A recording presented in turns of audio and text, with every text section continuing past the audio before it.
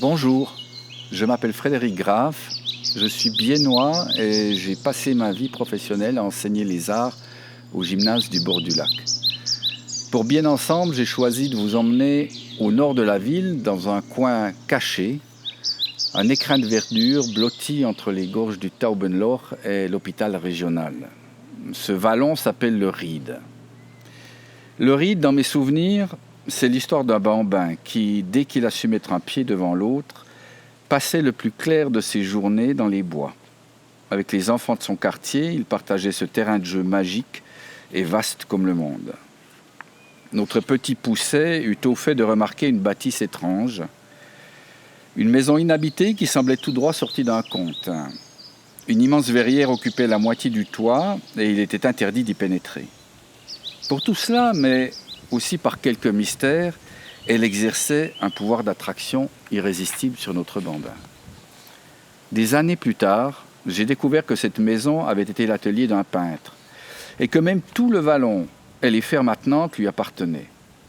Je veux bien sûr parler de Léopold Robert, souvent appelé Paul Robert pour éviter la confusion avec son oncle Léopold. Non seulement ce vallon est idyllique, mais s'il est peut-être un peu moins peuplé de mystères aujourd'hui, il n'en reste pas moins une oasis sur les hauteurs de Bienne. Ce paradis de la famille des peintres Robert, puisqu'outre Paul, 3 de ses fils ont aussi embrassé une carrière artistique, n'existerait sans doute pas sans le destin tragique de Léopold, son oncle. Est-il nécessaire de rappeler que Léopold Robert, issu d'une famille pauvre des montagnes châteloises et formé à Paris dans l'atelier de David, avait acquis une renommée internationale dans les années 1820, à tel point que le salon annuel de peinture à Paris avait retardé la date de son ouverture parce que le tableau du peintre neuchâtelois, qui vivait à ce moment-là à Venise, n'était pas encore arrivé dans la capitale.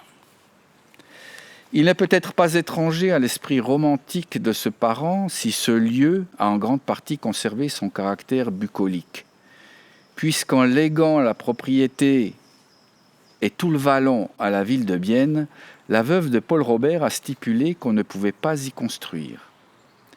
Et c'est certainement une preuve de l'attachement des Biennois à leur patrimoine et à la culture qui a permis de sauver l'atelier et de le rénover pour le mettre à disposition d'artistes en résidence.